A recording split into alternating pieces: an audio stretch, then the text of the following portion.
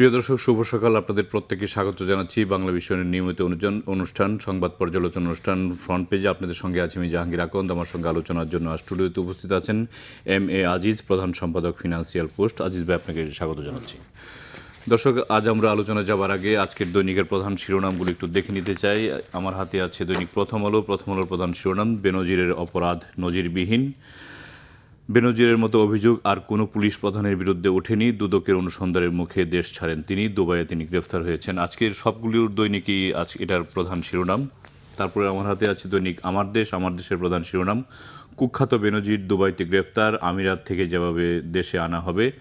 শাপলা হত্যা, গুম, খুন, পাসপোর্ট কেলেঙ্কারি সহ বহু অপকর্মের হোতা, বিরোধী দল দমন, জমি দখল, ভোট ক্লাব কেলেঙ্কারি, আয় বহির্ভূত সম্পদ অর্জন, ঔদ্ধত্যপূর্ণ বক্তব্য দিয়ে বিরোধী দলকে তুচ্ছ তাচ্ছিল্য, আমেরিকার স্যাংশন থাকায় ঢুকতে পারেননি ইউরোপে। দৈনিক যুগান্তরের প্রধান শিরোনাম, সাবেক আইজিপি বেনজির দুবাইয়ে গ্রেফতার, দেশে আনার প্রক্রিয়া শুরু। ওনার দম্ভ চূর্ণ হয়েছে, এই কথা এখনই বলা যাচ্ছে না। ইফতেখারুজ্জামান, এআই ক্যামেরা কাল হলো বেনজিরের, 30 দিনের মধ্যে প্রত্যর্পণ, আবেদন পাঠাবে বাংলাদেশ। দৈনিক সমকালের প্রধান শিরোনাম, দুবাই পুলিশের হাতে গ্রেফতার সাবেক আইজি বেনজির। দুদকের মামলায় রেড নোটিশ ইন্টারপোলের। স্ত্রী সন্তান সহ বেনজিরের বিরুদ্ধে দুদকের 6 মামলা। জুলাই গণ অভ্যুত্থান সহ 20 মামলা, 3 মামলায় গ্রেফতারি পরোয়ানা। পাসপোর্ট জালিয়াতি, ভুয়া ডক্টরেট ডিগ্রি অর্জনের অভিযোগ। 5 অস্ত্রধারী শনাক্ত, সবাই বিএনপির সঙ্গে সম্পৃক্ত। রাউজানে যুবদল নেতা হত্যা। দৈনিক ইত্তেফাকের প্রধান শিরোনাম, সাবেক আইজিপি বেনজির আহমেদ দুবাই গ্রেফতার, দ্রুত দেশে ফিরিয়ে আনা হবে সংসদের স্বরাষ্ট্রমন্ত্রী। দৈনিক ইনকিলাবের প্রধান শিরোনাম, অবৈধ অস্ত্রের ব্যবহারে জনমনে উদ্বেগ উৎকণ্ঠা, অপরাধীরা ফের বেপরোয়া।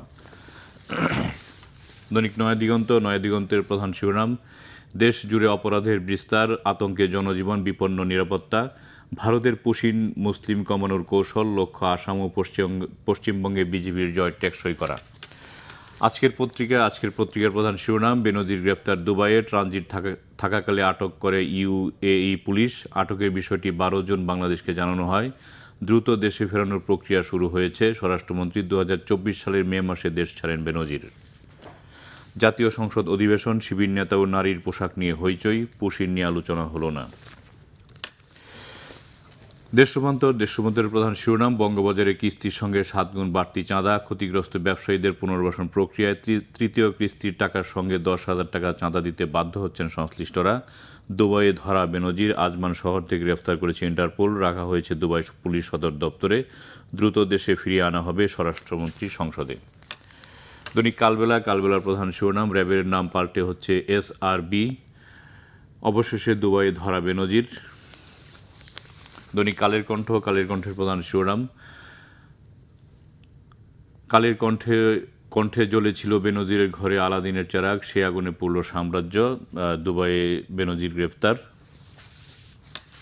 বাংলাদেশ প্রতিদিনের প্রধান শিরোনাম, দুবাইয়ে গ্রেফতার বেনজির। দৈনিক মানবজমিনের প্রধান শিরোনাম, ইন্টারপোলের জালে বেনজির। তাদের আরেকটি শিরোনাম করেছে, দিল্লিতে প্রত্যাখ্যাত উপদেষ্টা ডাক্তার জাহেদ ধরলেন ফিরতি ফ্লাইট। 2500 কোটি টাকা দিল কেন্দ্রীয় ব্যাংক, ইসলামী ব্যাংকের পর্ষদ বাতিল, নতুন প্রশাসক নিয়োগ। দলের কঠোর অবস্থান, তবু ঘটছে একের পর এক ঘটনা বিএনপিকে নিয়ে, তাদের প্রতিবেদন। দৈনিক বণিকবার্তার প্রধান শিরোনাম, আইন ভেঙে ঢাকার ভালো মাঠ, পার্ক, অভিজাত সোসাইটির দিকে যাচ্ছে রাজউক ও সিটি কর্পোরেশন। সাবেক আইজিপি বেনজির আহমেদ দুবাই গ্রেফতার, দেশে ফিরিয়ে আনার প্রক্রিয়া শুরু। দ্য ডেইলি স্টারের প্রধান শিরোনাম, ex IGP Benazir arrested in Dubai. The daily অবজারভারের প্রধান শিরোনাম, electricity supply to national grid, faults detected in unit 1 of RNPP। নিউজের প্রধান শিরোনাম, dengue, chicken pox add to miseries. তো এই ছিল আজকের দৈনিকের প্রধান শিরোনাম। সবগুলো দৈনিকই এসেছে সাবেক আইজি বেনজিরের গ্রেফতারের খবর দুবাইতে। তো এ বিষয়টা নিয়ে আপনার মন্তব্য শুনতে চাই। ধন্যবাদ আপনাকে। এটা লম্বা আলোচনা, আমি সংক্ষেপে জাস্ট বলি। বেনজিরের মতো এত উদ্ধত্ত বেপরোয়া কোনো পুলিশ অফিসার আমরা কিন্তু দেখিনি, এবং তিনি তার বিরুদ্ধে দুদক মামলা হয়, দুদকের তদন্ত হয়, চার্জ ফ্রেম হয়। তারপরে যখন দুদক চার্জ ফ্রেম করে তখন কিন্তু তা আসলে এয়ারপোর্ট দিয়ে সরকার কিন্তু যাওয়ার সুযোগ করে দিয়েছে, কারণ ওখানে কেউ তাকে তল্লাশি করে নাই, ঠেকায়ও নাই, চলে গেছে। তার তো আপনি জানেনই ফরিদপুরে তো তার বিরাট সাম্রাজ্য গড়ে উঠছিল।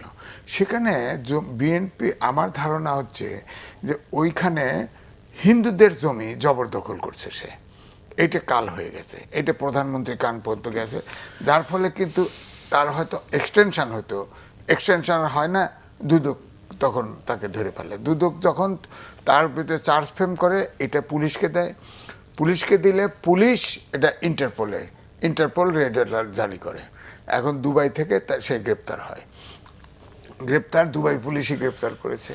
সুতরাং এখন যে প্রশ্নটা হলো যে সরকারের তরফ থেকে বলছে কূটনৈতিক তৎপরতায় তাকে ফিরে আনবে, হ্যাঁ, কিন্তু এখানে আমি দেখলাম যে এক্সপার্টদের কথা যে দুবাইয়ের সাথে তো আমাদের কোনো প্রত্যার্পণ চুক্তি নাই, হ্যাঁ, সুতরাং আমাদের এখানে তার কি কি অফেন্স, কি তার বিচার কার্যের কথায় অগ্রগতি কি, এটা জানায়া আপনার দুবাইকে লিখতে হবে। লিখলে পুলিশ থেকে লিখবে, অর্থাৎ সরকার থেকে বলবে, কারণ তাকে গ্রেপ্তার করার পরে তো সরকারকে টুইট করে জানানো হয়েছে, হ্যাঁ, তো তারা যদি কনভিন্স হয় এবং কূটনৈতিক তৎপরতা পার্সু করে তাকে যদি আনতে পারে তাহলে আনতে পারবে, নাহলে তো সমস্যা। এক, দুই হচ্ছে ধরেন সে ফিরে আসলো, সে জমি দখল করছে, টাকা চুরি করছে, টাকা পাচার করছে, ওরে ধমক দিছে, এও বলছে না যে মাটির 100 ফুট নিচে থাকলেও তাকে তুলে আনা হবে। তো এখন ধরেন কোর্ট যদি জামিন দিয়ে দেয়, কথায় এগুলো তো কেউ ডাইরেক্ট খুনের আসামি চলে আসে। তো এই এতগুলো স্তর আছে, অর্থাৎ এই দেশের জনগণের উপর জনগণের কিন্তু একটা স্বস্তি আসছে, এরকম একদম ভয়ঙ্কর। আপনার ধরেন যে কমিশনার থাকার সময় আপনার যখন সে ডিএমপি কমিশনার ছিল, ওই যে বালুর ট্রাক দিয়ে ম্যাডাম খালেদা জিকে আটকায় রাখছে, তারপরে হেফাজতের যে মিটিং ভেঙে শাপলা চত্বরে ভেঙে দিয়েছে, সেটাও সে নেতৃত্ব দিয়েছে, এগুলো তো আছে। তো এরকম বহুত এমনও হয়েছে শহীদ মিনারে এসএসএফ পাহারা ভেদ করে প্রধানমন্ত্রী হাসিনার কাছে যেতে চাইছে, এসএফ বাধা দিছে, তখন সে সব পুলিশ উড্ড করে নিছে, পুলিশ তার ছিল, পুলিশ উড্ড করে নিছে, এরকম ব্যাপার আচরণ করছে সে। তখন এতেও কিন্তু শেখ হাসিনাও আমার মনে হয় তার প্রতি কিছু উষ্মা হলেও, বাড়ি তার গোপালগঞ্জ হলে 7 খুন মাপ, হ্যাঁ, হয়তো আমার ধারণা শেষ পর্যন্ত হিন্দুদের জমি দখল করার কারণে তার কিন্তু আমার মনে হয় প্রেশার পড়ছে, শেখ হাসিনাও জানছে, তারপরে তাকে বিদায় করে দিছে। তো এখন এই জন্য আমি বলছি যে তার তো বিচার হওয়া উচিত, কারণ এত উদ্ধত্ত দেখাইছে, তার তো বিচার না হলে তো আইনের শাসন হবে না। স্বরাষ্ট্রমন্ত্রী সংসদে বলেছে, 300 বিধি অনুযায়ী সে বক্তব্য দিয়ে বলেছে তাকে ফিরে আনা হবে এবং দেশে আইনের শাসন বাস্তবায়নের জন্যেই তার বিচার করা হবে। আমরাও চাই, সবাই চায় তার বিচার হোক এবং তার শক্ত বিচার হোক। আইন যদি না থাকে, ট্রাইব্যুনাল যদি, শেখ হাসিনার সময় ট্রাইব্যুনাল কাদের মোল্লার যে বিচার হলো, তার ফাঁসির আদেশ হলো না, যাবজ্জীবন হলো, তখন ট্রাইব্যুনাল আইন বদলায় তারে আবার সুপ্রিম কোর্টে আপিল করে ফাঁসির আদেশ হলো না, হলো তো। আমার কথা হলো আইন না থাকলে আইন করুক, এখন সংসদ আছে, আইন করুক, তার যে অফিসগুলো করছে তার বিচার যাতে কঠিন বিচার হয় সে ব্যাপারে আইন করুক, আইন করতে তো বাধা নেই, দৃষ্টান্ত হয়ে থাকুক। এই এখন প্রশ্ন হচ্ছে, এই যে বেনজিরদের কুখ্যাত হয়ে ওঠা, এটা তো সরকারের আশ্রয়ে প্রশ্রয়ী হয়েছে, হ্যাঁ অবশ্যই। তো ভবিষ্যতে যাতে বেনজিরদের মতো কুখ্যাত না হয়ে উঠে কেউ, তার জন্য কি বার্তা? তার জন্য হচ্ছে কি, আপনার ধরেন ফেভারিটিজম, গোপালগঞ্জ হলে 7 খুন মাপ, গোপালগঞ্জ হলে যে কোনো জায়গায় চাকরিতে যান সব জায়গায় অগ্রাধিকার, এই প্রবণতা যাতে এই সরকারের মধ্যে না থাকে। এখন বগুড়া হলেই সব খালাস, এটা হলে তো হবে না। উত্তরাঞ্চল হলেই খালাস, আমার বাড়ি পাবনা, এখন আমি পাবনা বললেই আমার প্রতিবেশী, আমি খালাস সব কিছুতে অপরাধ থেকে, তাহলে হবে না। আইনের শাসন, সুশাসন লাগবে, গণতান্ত্রিক প্র্যাকটিস লাগবে, এটা তো তারেক রহমানের কাছে এটা প্রত্যাশা করে। এই যে বাজেট দিছে, এবারে বাজেটে কিন্তু সেটা সে করছে, 60টা নিত্য পণ্যের উপরে সে কর অনেক জায়গায় মাফ করে দিছে, অনেক জায়গায় কর বসাই নেই। ধরেন ইলেকট্রিক কার আমদানিতে ট্যাক্স নাই করে দিছে, তারপরে ধরেন এআই দেখেন আমরা জানি না কিছু, রাস্তায় এআই লাগাই দিছে। এখন আমাদের দেশে দুর্নীতিটা যে পর্যায়ে গেছে, ক্যাশলেস সোসাইটি করতে হবে যাতে দুর্নীতি না হয়। দুর্নীতি বন্ধ করলে সব ঠিক, এবং এটা তারেক রহমানের জন্য সম্ভব। কারণ ব্রিটেনে 17 বছর থাকছে, সেখানে দেখছে।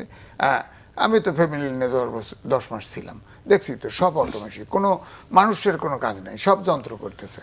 তো উনি করতে পারবেন আমার ধারণা, কিন্তু ওনার সবার সহযোগিতা লাগবে। এই আপনি বাজেট নিয়ে কথা বলছিলেন, আমরা দেখছি যে প্রতি বছরই বাজেটের পরে জিনিসপত্রের দাম আরেক দফা বাড়ে, কিন্তু এবারই দেখা যাচ্ছে না, যে এবারে কারণ হচ্ছে ওইটাই যে আপনার নিত্য পণ্যের 60টা নিত্য পণ্যের দাম কিন্তু একদমই ট্যাক্স অনেক জায়গায় বিলোপ করে দেওয়া হয়েছে, অনেক জায়গায় 1% রাখা হয়েছে। 60টা পণ্য এমনকি আবার ধরেন আপনি চোখের গ্লাস লাগাবেন ওটা মাপ, মোবাইল কিনতে যাবেন সিম মাপ, এবং ইলেকট্রিক গাড়ি মাপ, এগুলোও নিত্য পণ্যের মধ্যে পড়ছে। তো সুতরাং এই জন্যে বলছি যে যেহেতু ট্যাক্স বাড়ানো হয় নাই, এটা তো জনগণের মধ্যে, ব্যবসায়ীদের মধ্যে বার্তা গেছে, যার ফলে খুব একটা বাজার কিন্তু বাড়ে নাই। আমি দেখছি যেটা আগে ছিল ওরকমই আছে, কিন্তু এইটা বাংলাদেশের ঐতিহাসিক ঘটনা যে বাজেটের নাম শুনলেই বাজার দর বেড়ে যায়। এবারে কিন্তু বাড়ে নাই, যা আছে যেটুক বেড়ে গেছিল বেড়ে গেছে, ওইটাই আছে। এখন এই বাজেটের কারণে কিন্তু কোনো ট্যাক্স বাড়ে, কোনো দাম, পণ্যের দাম তেমন কোনো বাড়ে নেই উল্লেখযোগ্য। আমি তো দেখতে পাচ্ছি কোনো পণ্যের আগে যা ছিল, ধরেন শাকসবজি, ভেজিটেবল যা বলেন, চাল ডাল, এগুলো তো যা দাম ছিল তাই আছে। তো এটা একটা স্বস্তির ব্যাপার আর কি। জি, আরেকটি বিষয় নিয়ে আলোচনা করতে চাই, একটি ঐতিহাসিক ঘটনা, সেটি হচ্ছে যে ইরান যুক্তরাষ্ট্রের মধ্যে শান্তি চুক্তি মানে এটা সম্পন্ন হতে তো যাচ্ছে। শুধু আমাদের জন্য না, বাংলাদেশের জন্য, সারা পৃথিবীর জন্য এটা স্বস্তিদায়ক। কিন্তু এখানে কিন্তু যুক্তরাষ্ট্রের ধরেন নরিয়াকে তুলে নিয়ে মেরে ফেলছে, সাদ্দামকে যে দোষে ফাঁসি দিল সে দোষ সে করে নাই, লিবিয়ার গাদ্দাফিকে তেল পায় না বলে মেরে ফেলছে। আপনাদের এখন তো মাদুরোকে তার ওয়াইফ সহ ধরে এনে রাখছে, এটার হদিশ কি জানি না। সারা বিশ্ব কথা বলে না, যারে পছন্দ লাগে না, যার কাছে যা পায় না তারে তুলে নিয়ে চলে যায়, তার মতো করে বিচার করে। এবারেও তো যুদ্ধটা অকারণে লাগাইছে। এখন তার বক্তব্য হচ্ছে, সে বলেও ফেলছে যে এই নেতানাহুর জন্যে আপোষ করা যায় নাই, বিপদে পড়ছে। এটা তো ডিফিট। তো সে তো আফগানিস্তানে ফেল মারছে, ভিয়েতনামে ফেল মারছে, ভাই জোর করে তো টিকে থাকা যায় না। ইরানেও তো ফেলই করলো না, ইরানের কাছে ফেল করলো, এখন ইরানের কাছে তো নাকে খত দিয়ে ফেল করছে।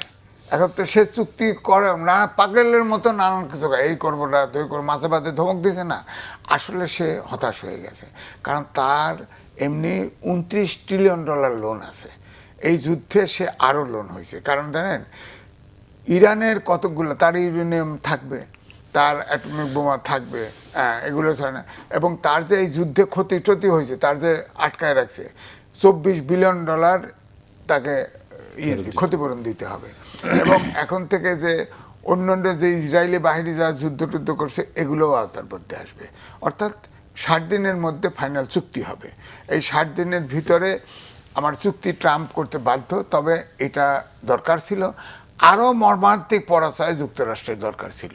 এই ধরনের পরাশক্তি, ভয়ঙ্কর পরাশক্তি রাষ্ট্রের প্রধানকে তুলে নিয়ে যায়, বলেন গেছে না, উদাহরণ দিলাম, মারে ফেলে। এটি কোনো হলো বলেন? সে আগে ছিল, আমরা তো 60-এর দশকে ছিলাম, গণতান্ত্রিক বিশ্ব, সমাজতান্ত্রিক বিশ্ব, দুইটা বলয় বিভক্ত ছিল। সমাজতান্ত্রিক দেশের পক্ষে সমাজতান্ত্রিক দেশের রাশিয়া, চীন ছিল, আর গণতান্ত্রিক দেশকে পৃষ্ঠপোষকতা দিত যুক্তরাষ্ট্র। এখন তো তারা কিচ্ছু মানে না, তারা যুক্তরাষ্ট্র এখন যেখানে তাদের ইন্টারেস্ট আছে সেখানেই দখল করে বসে থাকে। এই জন্যেই আমার মনে হয় এটা আমাদের দরকার ছিল। এখন হরমুজ প্রণালী ওপেন হয়ে গেল, অলরেডি ট্রাম্প বলে দিছে হরমুজ প্রণালী সব খুলে দিছে।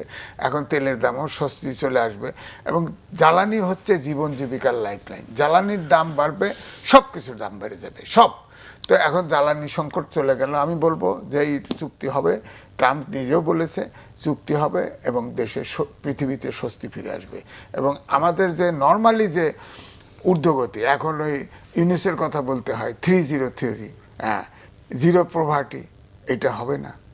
এটা তো উনি করতে পারেন নাই। জিরো কার্বন ইমিশন, এটা বাড়ছেই। যেমন বাংলাদেশ দূষিত দেশের ভিতরে বাংলাদেশ 1 নম্বর। হ্যাঁ, এবং ঢাকা শহর দূষিত শহরের ভিতরে কখনো 2, কখনো 1, কখনো 3 এর ভিতরে, অর্থাৎ ঢাকা শহর বসবাসের অযোগ্য হয়ে গেছে।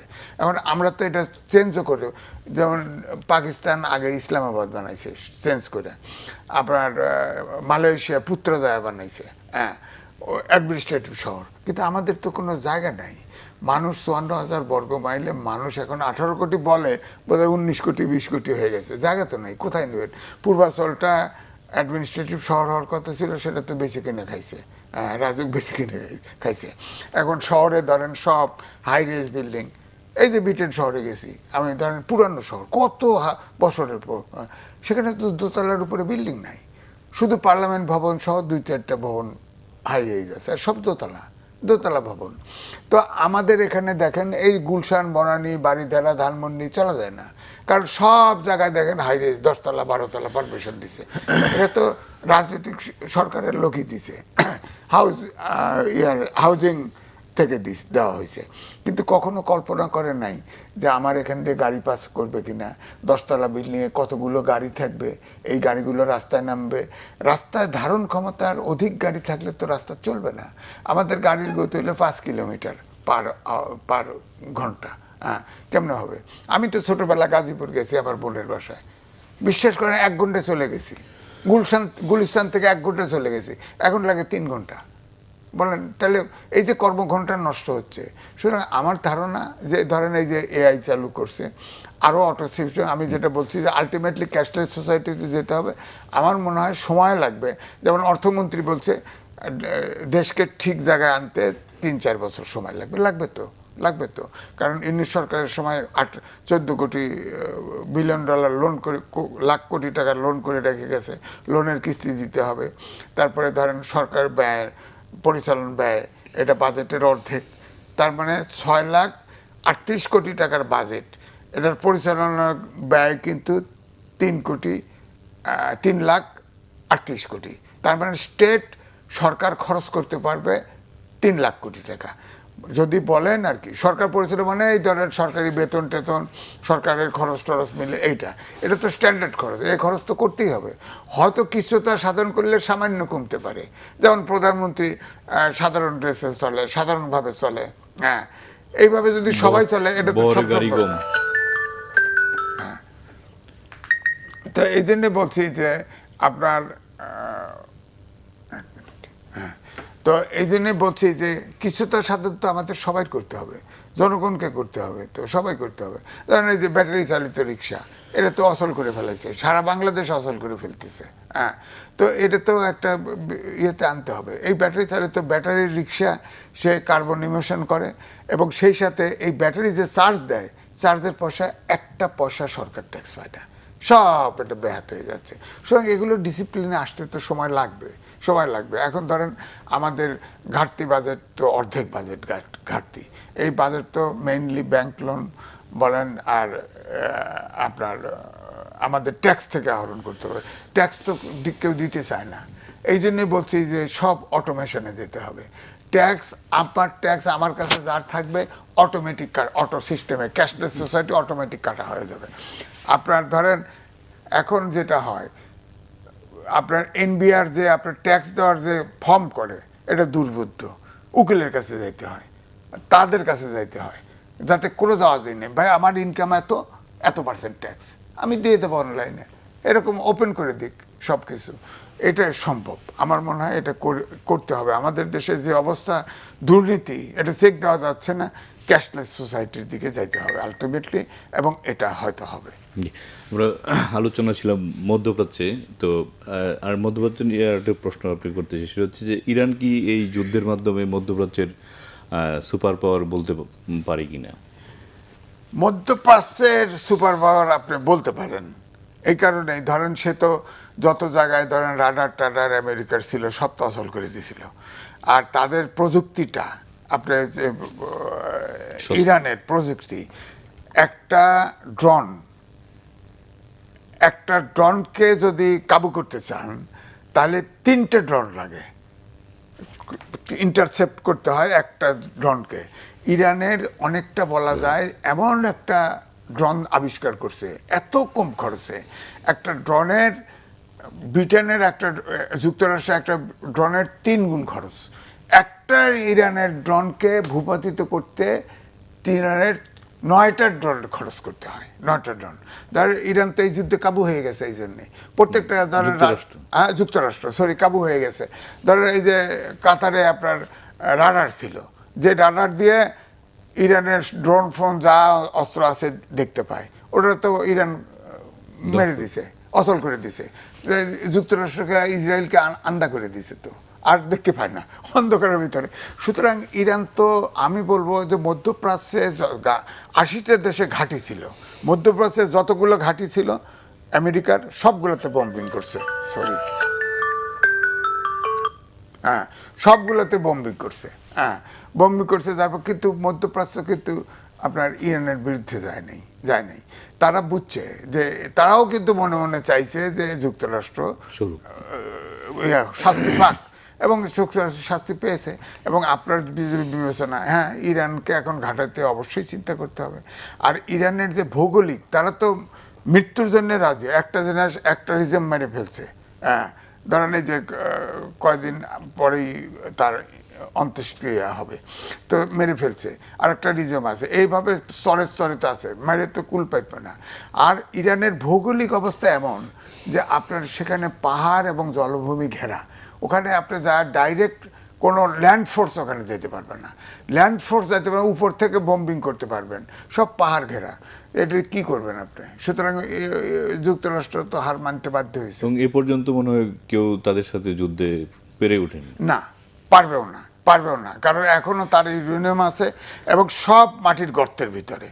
আমেরিকা উদ্ধার করতে পারে না, কতটুকু আছে কি আর আছে এখনো জানে না। হ্যাঁ, এবং সব পাহাড়ের ভিতরে, গুহার ভিতরে, মাটির অন্তরালে তারা পারতেছে না তো, সুতরাং পারবে না তো। এবং তাদের টেকনোলজি নিজেরা তৈরি করে এবং খুব কস্ট ইফেক্টিভ, খুব অল্প পয়সা দিয়ে তৈরি করে, যার ফলে তাদের সাথে যুদ্ধ করে কিন্তু ইরানের সাথে পারা খুবই কঠিন। এবং এটা দেখা গেছে যে আমি বলবো যে ট্রাম্প যতই বাহাদুরি দেখাক না কেন, সে আলটিমেটলি একদম নিরঙ্কুশ সারেন্ডার করছে, এবং নেতানিয়াহুকে সহ ইসরায়েলে এমন তার বিরুদ্ধে বিদ্রোহ শুরু হয়ে গেছে। এই যুদ্ধবন্ধ আপনারা শিওর জানেন যে নেক্সট গভর্নমেন্টে নেতানিয়াহু থাকছে না, আউট হয়ে যাবে। না, এখন অনেকেই সমালোচনা করে বলে যে মানে আমেরিকার ঘেটুপুত্র ইসরায়েল, এবং সেটা অজেয় ছিল, সবার একটা ধারণা ছিল ইসরায়েল অজেয়। সেই ইসরায়েলের এখন কি হবে? না, ইসরায়েলে নেতানিয়াহু থাকছে না, আর ইসরায়েলে হচ্ছে কি অন্য আরেকজন আসবে। ওখানে ওই যে আনুপাতিক নির্বাচন হয়, যার ফলে নেতানিয়াহু ধরেন ওখানে অনেকগুলো প্রায় 50-60টা রাজনৈতিক দল আছে। এই দলগুলো যখন ইলেকশন করে আনুপাতিক নির্বাচন করে, তখন অনুপাতে ভোট দিয়ে দেখা যায় যাকে ভোট দেয়।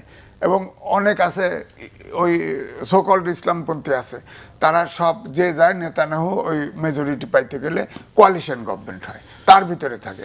তারপরে ওরা তাকে যুদ্ধ চাপায় দেয়, যুদ্ধ করতে বাধ্য হয়। তো এখন এই জন্যে আনুপাতিক নির্বাচন আমাদের দেশে হওয়ার এটা আমি বিরুদ্ধে ছিলাম, এই জন্যেই। এই যে নেপালেও আনুপাতিক ছিল। তো সুতরাং আনুপাতিক নির্বাচন কোনো জায়গায় স্বস্তি নিয়ে আসে নাই।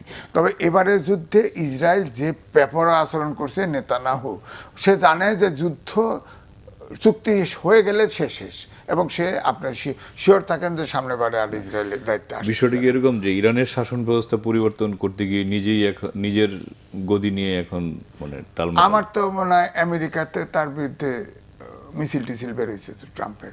এই পাগলকে আর কোনদিন প্রেসিডেন্ট বানাবে? নেতানিয়াহুর কথা বলছি না, নেতানিয়াহু তো আউট, এই যুদ্ধ শেষ, সে আউট। হ্যাঁ, আপনার নেক্সট ইলেকশনে সে আউট, সে আর থাকছে না। এবং ট্রাম্পও আপনি দেখবেন সামনের ইলেকশনে আর আমেরিকানরা আর রিস্ক নেবে না আমার ধারণা। ট্রাম্প তো আর দাঁড়ানোর সুযোগ নেই, দুইবার হয়েছে, আর দাঁড়াবে না হয়তো, জানি না, হয়তো ট্রাম্প পাগল একটা অর্ডিনেন্স দিয়ে কয়ে দিল যে আর একবার হইতে পারবে। ও কি না করে, ধরেন এই যে বাণিজ্য চুক্তি করছে, বাণিজ্য চুক্তি তো সুপ্রিম কোর্ট নাকচ করে দিছে, ইউরোপিয়ান ইউনিয়ন তাদের বন্ধু দেশ নাকচ করে দিছে, তারপরে তো সে চুক্তি করছে, অনেক দেশের সাথে চুক্তি করছে, সে মানে নাই। এবং এতগুলো করার পরেও সে রিস্ক নিয়ে করছে, পাগলি করছে। সুতরাং এই রকম আমেরিকা বিশ্বের ভিতরে সবচেয়ে বড় পরাশক্তি। যত আন্তর্জাতিক প্রতিষ্ঠান আছে সব জায়গায় সে ফান্ডিং করে এবং ফান্ড অনেক জায়গায় বন্ধ করেও দিছে। হ্যাঁ, তো সুতরাং এই সুযোগে সে এই পুরোপুরি আমি বলবো মাস্তানিটাই ট্রাম্প করে গেল। এটা তো গণতান্ত্রিক কালচার নয়। সুতরাং আমার মনে হয় না যে আমেরিকানরা আর ট্রাম্পকে আর আর ট্রাম্প ছাড় দিয়েছে এই জন্যেই ইহুদিদের কিন্তু আমেরিকায় শিক্ষা প্রতিষ্ঠানে ধরেন ভিসি বলা হয় প্রধান, 30%, 1/3 কিন্তু ইহুদিরা, ইহুদিদের নির্ভর। আমেরিকা কিন্তু ইহুদি নির্ভর। হ্যাঁ, তো সুতরাং তারা ওই দেখেন এত হত্যাযোগ্য গাজা ইসরায়েলে হত্যা করাযোগ্য, তারপরেও আমেরিকা অন্ধের মতো সমর্থন দেয়, এখানে কোনো যুক্তি রাখে না। সুতরাং আমার মনে হয় এই নেতানিয়াহু এবারে পতন ঘটবে, এটা খুবই জরুরি ছিল এবং এটা ট্রাম্পও হারে যাক, এটা চাই। এত পাগল পৃথিবীতে থাকা উচিত না। যে মধ্যপ্রাচ্যের অন্যান্য দেশগুলি, বিশেষ করে সৌদি আরব, কাতার, বাহরাইন, না এরা তাদের হচ্ছে সাথে ইরানের কি সম্পর্ক? না দেখেন, পৃথিবীতে আগে ছিল, ধরেন 60s আমরা যখন ছিলাম যে গণতন্ত্র আসলেই দেশে, এখন কিন্তু গণতন্ত্র না, ধরেন রাজতন্ত্র আছে, সমাজতন্ত্র আছে, গণতন্ত্র নাই অনেক দেশে, কিন্তু তারপরে ধনী হয়, অনেক সময় প্রাকৃতিক সম্পদে হয় অথবা সিস্টেমের হয়। তো এখন ধরেন যে দেশগুলো মধ্যপ্রাচ্যের সব দেশে কিন্তু আসলে ডেমোক্রেসি প্রপারলি ফাংশন করে না, কিন্তু তারা কিন্তু একটা বোধ উদয় হওয়া উচিত। আপনি দেখেন এই যুদ্ধটা চলে গেল, ওআইসির কোনো ভূমিকা আছে? কোনো ভূমিকা নেই। মুসলিম দেশগুলা কিন্তু এক হতে পারলো না। এখানে তো ইরানের পক্ষে দাঁড়ানো উচিত ছিল যে এইরকম একটা ব্রুটাল আপনার পরাশক্তিকে ফাইট করতেছে, পক্ষে দাঁড়ায় নেই, কিন্তু কথা বলতে পারে নাই। এবং আমার মনে হয় যে এবারে যে এই যে ইরান যে বোম্বিংগুলো করলো, তারপরেও কিন্তু মধ্যপ্রাচ্যের দেশগুলো কিন্তু ইরানের বিরুদ্ধে স্ট্যান্ড নেয়নি। এতে বোঝা যাচ্ছে যে তাদের নমনীয়তা ছিল। জি, লাস্ট প্রশ্ন এবং আমরা শেষের দিকে, সেটি হচ্ছে যে এই যে যুদ্ধ, এই যুদ্ধে রাশিয়া এবং চীনের বলা হয় যে একটা মানে পরোক্ষভাবে সহযোগিতা ছিল। এক্ষেত্রে আমেরিকার যে মানে একক আধিপত্য সারা বিশ্বে মোড়ল, সেটা কি কিছুটা রাশিয়া এবং চীন? না, কিছুটা তো হয়েছে, কিন্তু এখনো যুক্তরাষ্ট্রকে যেহেতু পাগলি, হিসাব নিকাশ নাই, তারটা সে করবেই। এই কারণেই ওই আপনার পাগলকে তো আপনি কিছু করতে যাবেন না, পাগল যাইছে তাই করতে পারে। এরকম ট্রাম্প সম্পর্কে পৃথিবীতে এরকম একটা ধারণা তৈরি হয়েছে, যার ফলে চীন এবং রাশিয়া যদি এক হয়, এখনো যুক্তরাষ্ট্রকে আপনার ফাইট করার ক্ষমতা তারা রাখে।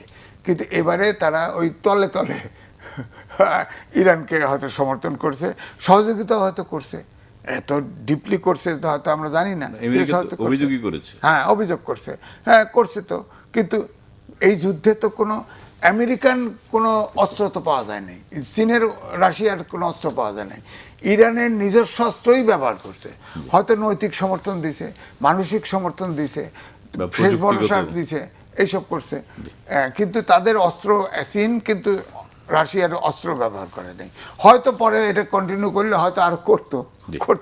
জি, আমরা একেবারেই শেষ প্রান্তে, আপনাকে অসংখ্য ধন্যবাদ। প্রিয় দর্শক, আজ এ পর্যন্তই, কাল দেখা হবে একই সময়। ভালো থাকবেন, সুস্থ থাকবেন, সে প্রত্যাশায় আজকের মতো এখানে বিদায় চাইছি। সঙ্গে থাকার জন্য ধন্যবাদ সবাইকে।